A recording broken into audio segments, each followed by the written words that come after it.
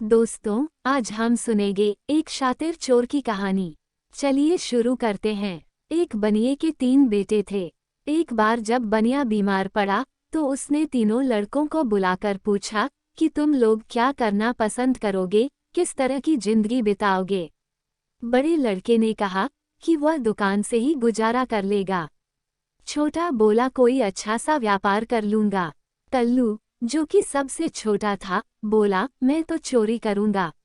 एक बार कहीं तगड़ा हाथ पड़ जाए तो वर्षों तक कुछ करने की जरूरत नहीं पड़ेगी।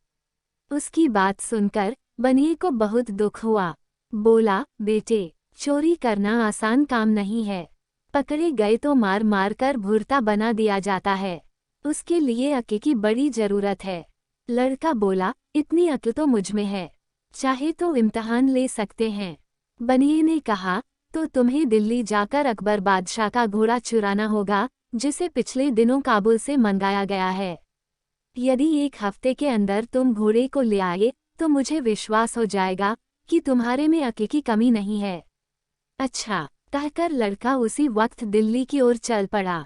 दिल्ली पहुंचकर पाया कि शहर के चारों तरफ कड़ा पहरा है। वह बाहर सड़क पर रुक गया और सोचने लगा कैसे अंदर चला जाए। कुछ देर बाद उसने एक नाई को आते देखा। पास आने पर पूछा, भाई कहाँ जा रहे हो। नाई ने बताया कि वह रोज हजामत करने शहर जाता है, यही उसका धंधा है। पूछा, तुम कौन हो। लड़का बोला कि मुझे जानीराम कहते हैं और मैं भी इस शहर में जाना चाहता हूँ। नाई ने बताया कि शहर के अंदर वही आदमी जा सकता है जो कुछ काम करता हो, फालतू आदमी को शहर में नहीं घुसने दिया जाता। ये सुनकर जानीराम सोचने लगा कैसे शहर में घुसा जाए। नाई से वह बोला, अच्छा भाई, मैं वापस ही लौट जाऊंगा, लेकिन मेरी हजामत तो बनाते जाओ। नाई ने उसकी बात मान ली। बोला, बैठ जाओ। जानीराम बैठ गया, किंतु पानी न होने के कारण हजामत कैसे बनती। तभी जानीराम ने दूर एक तालाब की ओर इशारा किया। बोला, वहां से कटोरी में पानी भर लाओ, तभी हजामत बनेगी। नाई ने अपनी पेटी वहीं रख दी और पानी लेने चला गया। अब क्या था, जानीराम ने पेटी को कंधे पर लटकाया और अपने को नाई बताकर तेजी से शहर के अंदर घुस गया। शहर पहुंचकर वह एक भटियारी के पास रहने लगा। धीरे धीरे उसने भटियारी को काबू में कर लिया। उससे बोला, अगर तू होशियारी से मेरा काम करती रहेंगी तो तुझे रोज एक अशर्फी दूंगा। बुढ़िया राजी हो गई तो उसने बताया कि आज से मेरा नाम जानी चोर है। किसी को पता नहीं चलना चाहिए कि जानी चोर कहाँ रहता है। अगले दिन उसने एक पर्चा लिखकर बुढ़िया को दिया और कहा कि ले जाकर दरबार में डाल दे। पर्चे में लिखा था, बादशाह सलामत, जानी चोर इस शहर में आ चुका है, वह आपके काबुली घोड़े को चुरा लेगा। बुढ़िया ने वह पर्चा अपने तोते को दिया और तोता उसी वक्त पर्चे को दरबार में डाल आया। बादशाह ने पर्चा पढ़ा तो चकित रह गया। जानी चोर की यह हिम्मत, ससुरे को घोड़े की पूंछ से न बंधवा दिया तो कहना।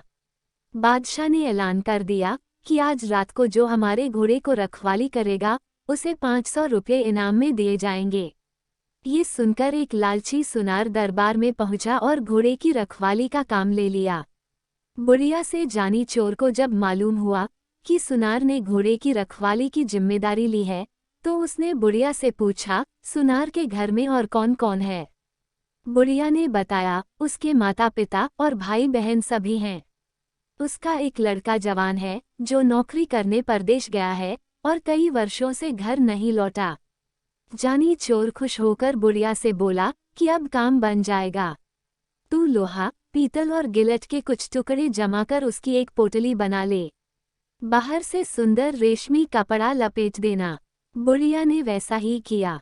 शाम के वक्त जानी चोर ने पोटली बगल में रखी और सुनार के घर जा पहुंचा। घर पर उस रात सुनार की घरवाली और उसके लड़के की बहू थी। जानी चोर ने दरवाजा खटखटाया और मां को पुकारा। सुनार की घरवाली बुढ़िया हो चुकी थी, आंखों से साफ साफ दिखता न था। आवाज सुनते ही उठ बैठी। बहू को भी जगा दिया। अरे, मेरा रमेश आ गया। बहू उठ, देख तो, इतने दिनों के बाद रमेश लौटा है। बहू भी उठ खड़ी हुई। माँ ने बेटे को गले लगाया, बोली, अब तो तेरी आवाज, रंग रूप सब कुछ बदल गया है मेरे लाल। हाँ माँ, 12 वर्ष में तो तुम भी बदली बदली सी लग रही हो। पास ही बहू घूंघट काढ़े खड़ी थी।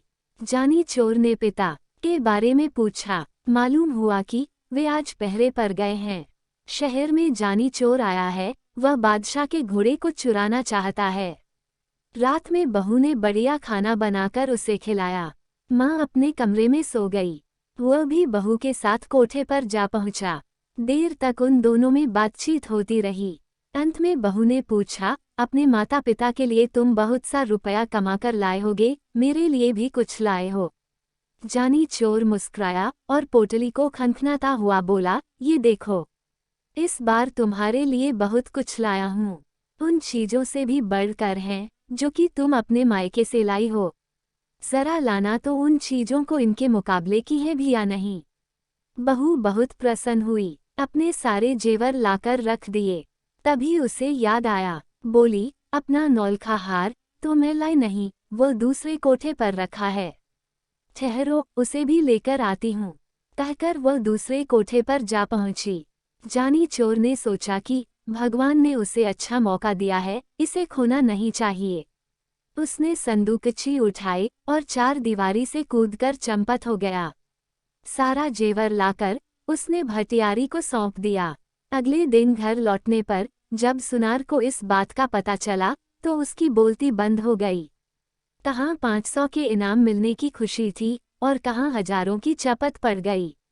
उसने सोचा कि यह जानी चोर का ही काम है। वह रोता तड़पता बादशाह के दरबार में पहुंचा और अपनी कहानी सुनाई। सुनकर बादशाह को आश्चर्य हुआ। सोचने लगा, चोर ही नहीं, वह साथ साथ उस्ताद भी है। किस तरह उससे अपने घोड़े की रक्षा की जाए। दूसरे दिन फिर दरबार में चिट्ठी आ गिरी। इसमें भी घोड़े को चुराने की बात लिखी थी। चिट्ठी पढ़कर बादशाह ने घोड़े पर कड़ी निगरानी रखने को कह दिया। इनाम की राशि 500 से बढ़ाकर 1000 कर दी। इस बार घोड़े की रखवाली के लिए कोई तैयार न हुआ। लोग सोचने लगे, कहीं इनाम के चक्कर में घर का माल भी न चला जाए। किंतु शहर के कोतवाल से न रहा गया। वह मूंछों पर ताव देता हुआ बोला, अब उस बदमाश को मैं देखूंगा। पकड़कर बांध न दिया तो कहना। जानी चोर ने भटियारी से फिर पता लगाया कि इस बार पहरे पर कोतवाल साहब आए हैं। उसने दुल्हन जैसे कपड़े पहन लिए और एक थाली में धूप बत्ती जलाकर मंदिर की ओर चल पड़ा। रास्ते में कुछ दूरी पर घुड़साल पड़ती थी, जहां घोड़े पर सवार हो कोतवाल साहब पहरा दे रहे थे। रात के समय एक सुंदर स्त्री को अपने पास से गुजरते हुए जब कोतवाल ने देखा तो रोककर पूछा, इस आधी रात में किसकी पूजा करने आई हो? औरत घूंघट निकालकर बोली, ठाकुर जी की पूजा करने आई हूँ। कोतवाल बोला, मैं भी तो ठाकुर हूँ। औरत हंसी के स्वर में बोली, हटो जी, क्यों मजाक करते हो? कोतवाल बोला, मजाक नहीं, सच कहता हूँ। तुम ठाकुर की पूजा करने चली हो, जबकि ठाकुर स्वयं तुम्हारी पूजा करना चाहता है। अच्छा, तो चलो, वहाँ मंदिर में चलकर पूजा करना। ठाकुर खुशी से उछल पड़ा और अपने घोड़े को साथ लेकर मंदिर में चला आया। उसने घोड़े को बाहर बांध दिया।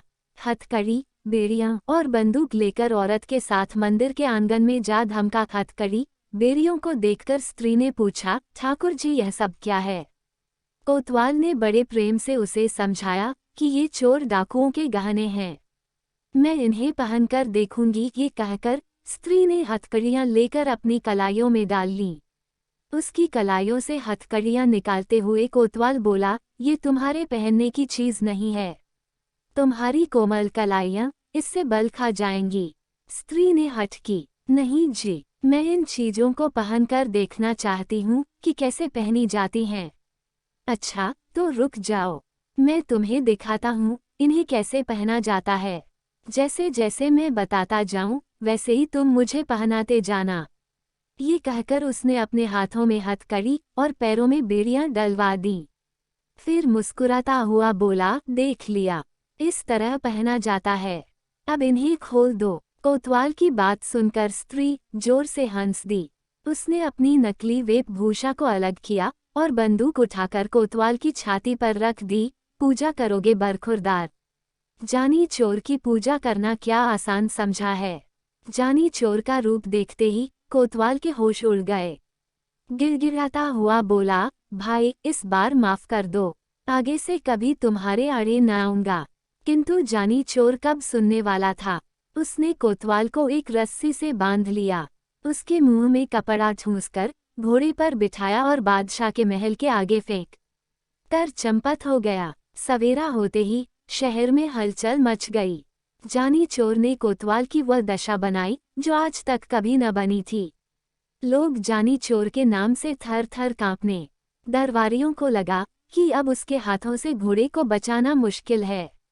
दांव लगने पर वह घोड़े को अवश्य ही उड़ा लेगा। दरबार में फिर पर्चा आ गिरा, जिसमें काबुली घोड़े को जल्दी ले चुराने की बात लिखी हुई थी। इस बार 5,000 रुपये इनाम रखने पर भी कोई रखवाली के लिए तैयार न हुआ। बादशाह को बड़ी चिंता हुई कि किस तरह घोड़े की रक्षा की जाए और जानी चोर को जिंदा पकड़ा जाए। कोई उपाय न सूझा तो बादशाह ने स्वयं निश्चय किया कि वे अपने हाथों चोर को पकड़ेंगे। सोचकर बादशाह उसी काबुली घोड़े पर बैठकर पहरा देने लगा। जानी चोर ने पता लगा लिया कि इस बार स्वयं बादशाह पहरे पर है। वो एक बुढ़िया का रूप बनाकर मंदिर वाली सड़क पर जा बैठा और चक्की आगे रख अनाज पीसने लगा। सड़क के किनारे बुढ़िया को अनाज पीसते देख बादशाह ने पूछा, इस वक्त किसके लिए अनाज पीस रही हो? बुढ़िया हौनफती हुई बोली, क्या करूं सरकार, बुढ़ापा बहुत बुरा है और उससे भी बुरी चीज है गरीबी। दिन में मोहल्ले के बच्चे पगली कहकर चिढ़ाते हैं, इसलिए रात में यहाँ आकर काम करती हूँ।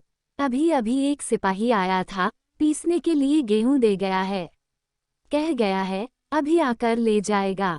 ये सुनकर बादशाह घोड़े से उतर पड़ा। पूछा, क्या नाम था उस सिपाही का? बुढ़िया ने माथे से पसीना पोंछा। बोली, नाम तो सरकार वह जानी जानी कुछ बता रहा था।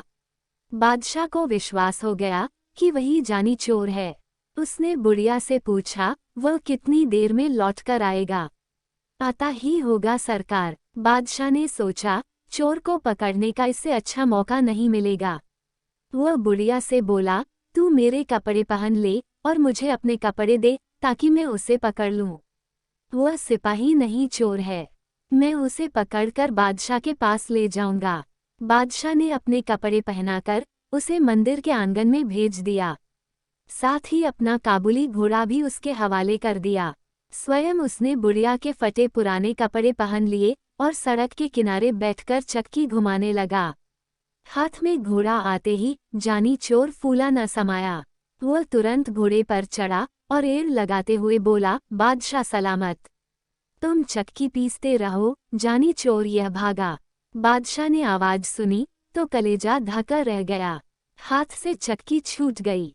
वाह रे जानी चोर, तू तो आके का पुतला निकला। उधर जानी चोर बादशाह की पोशाक में घर पहुंचा तो बनिए को विश्वास हो गया। बोला, शाबाश बेटा, अब तू जरूर चोरी कर सकता है, किंतु याद रख, गरीब को कभी परेशान न करना। ईमानदारी और मेहनत से कमाए गए धन पर डाका नहीं डालना और गरीबों की सहायता करने में पीछे न रहना। अब जाकर बादशाह का घोड़ा वापस करा। ये सुनकर जानी चोर घोड़ा वापस करने निकल पड़ा।